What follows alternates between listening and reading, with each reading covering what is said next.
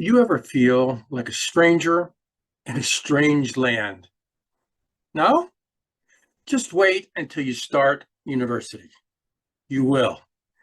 Leaving the security of home, going to university for your first year is one of the most terrifying experiences of your life. It was for me. I was only commuting to a local college, and it was much simpler times. But you are doing much more than that. What an international student does is is kind of heroic. You're kind of like the hero in a book by an American author by the name of Robert Heinlein. It's called Stranger in a Strange Land. Our hero has grown up on another planet, Mars, actually, and suddenly finds himself dropped onto Earth and actually into America, into an America that looks disturbingly like the one outside my window. He's a smart guy and he knows a lot about a lot of things, much like you. What he doesn't know is what he doesn't know. There are so many things that you don't find in textbooks or college orientation handbooks. And don't ask the girl in the seat next to you. She probably doesn't know either. This series will unlock the secrets of what you don't know, or perhaps you know, but don't know how important they are. Think of this as advice from a guy who made nearly every mistake his first semester. I did everything the hard way, so you don't have to. So here's some advice from someone who started at the bottom and began to dig. Yes, I eventually figured it out, and here's where you begin. I'm going to show you 5 things to do to get things going your way and get the teacher on your side. Each of these will seem like no big deal. You already know them, or think you do. But have you done them? After we've gotten these tactics sorted out, I'll show you how to get more tips on how to get better grades without being a grind. There's not much that you can do about stupid, but ignorance we can fix. You wouldn't be watching this if you were stupid. The most you have to overcome is a little bit of ignorance. There's stuff you don't know yet, but it's nothing you can't master. If college in America is new to you, this series will help you draw a roadmap to success. Let's get on the path to your university success. And here they are. These are the 5 first key tips that I'm going to offer for you that will make a difference in your grade and in your experience of college during the first year. So the first thing is know the person in the mirror. See the video, I'll explain. Don't be late. It's an American thing, but very important. Know you are being watched. Many of you are probably already aware of this, but there's little fine points that you might want to consider. Be prepared. It's an American Boy Scout thing, but it's very important to you being the one in charge when it's time to go to the class. And finally, before you read the text, read this. And I'll explain that one to you. You are the key to your success, so let's get busy. This is a big one for dealing with teachers and Americans in general. Have you noticed that Americans are clock watchers? They say things like, time is money. The clock is ticking.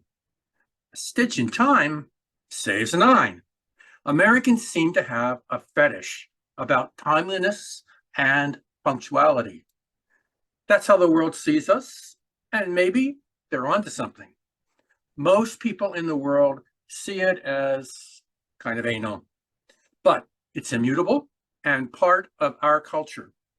Here's the strategy to manage your instructors. Don't be late. If you are from a relaxed sort of public high school or from any but the most westerly of cultures, you may schedule things by the day, the week, or even the season. In cultural context, there can be many right ways of handling things. In the American classroom, however, your motto will be, don't be late. Show up for class a minute early. Submit assignments right on time. Be outside your teacher's office for any appointment right on time. Sign on to those online classes right on time. Here's the deal. Americans don't see themselves as cogs in a vast machine that must turn exactly in time with all the other cogs. Quite the opposite. Americans place a lot of value on personal responsibility, along with thinking that everyone's time has value and shouldn't be wasted. They see it as a matter of politeness. We have a verbal or written contract to be somewhere and do something. If I respect you, I'm there on time, ready to engage. Not too early, but not too late. If you are there and ready to do things at the start of class, you are demonstrating respect for the teacher and your classmates. So don't be late. Have you discovered the good news about American universities? Most C students figure this out very quickly. There are seldom visible consequences for not attending class. No one's going to yell at you or embarrass you in class. If you do go to class, you can seek refuge at the back of the class. Just get the notes from someone and wait for the final. You're like a ghost. 8 o'clock class? Roll over. Go back to sleep. When I was a freshman, I suffered from an inability to attend classes before noon. No problem. Just don't go. It's optional. What an ass I was. Americans have an expression.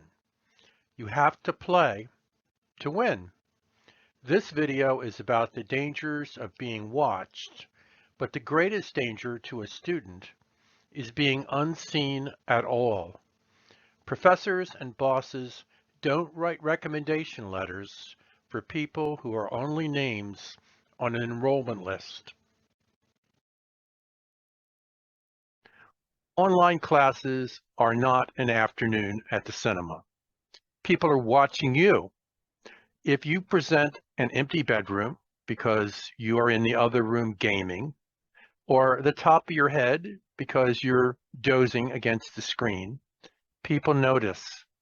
You don't really fool them. If you are turned away or playing with your dog or munching on a snack, that is what people see. You can, of course, leave your camera off. That sends its own sort of message. A dead camera is not the same as zoning out in a live class.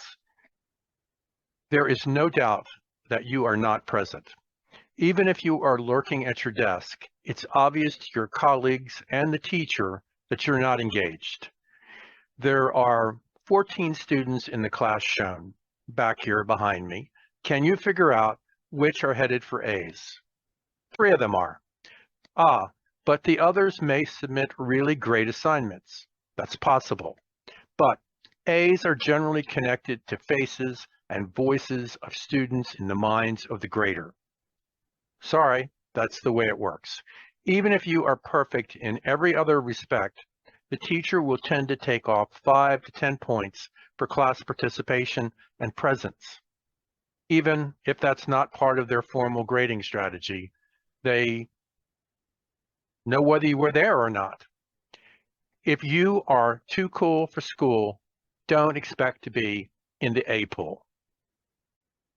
Whether you're in class or online, your facial and body language can aggravate or impress your instructor. College may look to be a big, fun adventure, a beautiful walk in the park of academia. That's certainly how it looks in the handbooks and university websites. The reality will look and feel more like being lost in a murky forest with all the maps in a foreign language. At the dawn of time, I was a Boy Scout, and one thing really stuck: be prepared. Think Forbidden Forest without J.K. Rowling's to write you a happy ending. Unless you are traveling with Hermione Granger, you are going to need to be prepared for a lot of eventualities. Be prepared. Yes, it's the American Scouts motto, but it's gender-independent advice. You need a notebook, pencils, and a good dictionary handy. If you are working from home, Post-its can make it easier for you to review after class. Did I mention the text? Yeah, that's pretty handy too. The gap between what you hear in class and connecting it to the context of your text is easier to bridge if it's right there. Look around the class. See the other people who walk in without these things? They are extremely unlikely to be on their way to an A. There's more to do before you enter that murky forest than sharpen your pencil.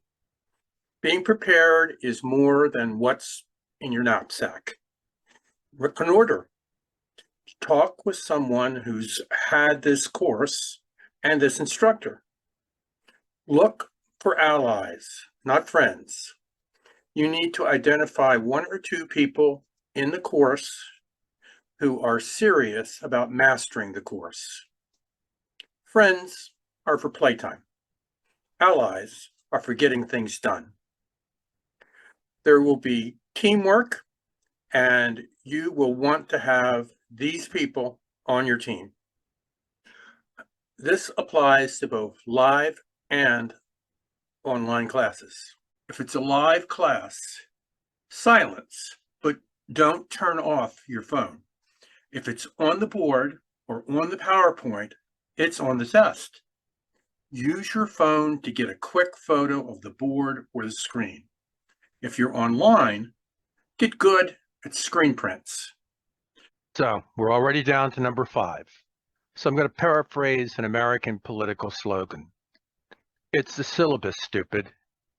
The syllabus is one of those big things that's part of every class that people seem to be unaware of. You need to be aware of it if you're going to be an A student. Many of these tips are about treating your teacher with respect so that you might get a little in return. If you are the one who reads the syllabus, you can expect several benefits. The teacher will assume you are an A student because C's and B's and D's, they don't read the syllabus. It will be yours to lose. Teachers work hard to create a syllabus. The dean reads these, so they need to reflect well on your teacher. It's not just about flattery. There's a lot of useful information about what to expect and what weight is given to activities. Don't spend 50% of your time working on something that counts for 5%. Those percentages are the grading scheme that your teacher has worked out. Just exactly what the grader thinks is important. Devote your time to the important things. Remember, these 5 tips will pay off in the student's currency, A's. Number 1, know your story and be ready to tell it. Number 2, don't be late. Number 3, be self-aware, not self-involved. Know what your body is up to because that's what other people see. Number 4, be prepared. And number 5, well, cheat Read the syllabus. Know what's going to happen before it happens. Be a wizard. Most students listen to these tips and just sigh. I know, nothing new here. True. But I'd like to pose the evidence of academic reality. Most students, most of the time, seem totally unaware of the simple but crucial preconditions for getting a good grade. It's not that something is so obvious that absolutely everyone knows it. It's whether you act on the obvious or leave that to other students, the ones with A's. If you got value out of this video and are still interested in getting better grades, you'll like my next video for struggling but undefeated first years. There are a dozen simple procedures that will turn C's into A's. Some are operating tips like these. Others are down in the detail, how to go about getting an A-worthy product finished. Some are already waiting for you, and several others are still under construction. If you want to get an email notification, once they're all ready for you, make sure you hit the subscribe button and turn on the notification bell. See you next time.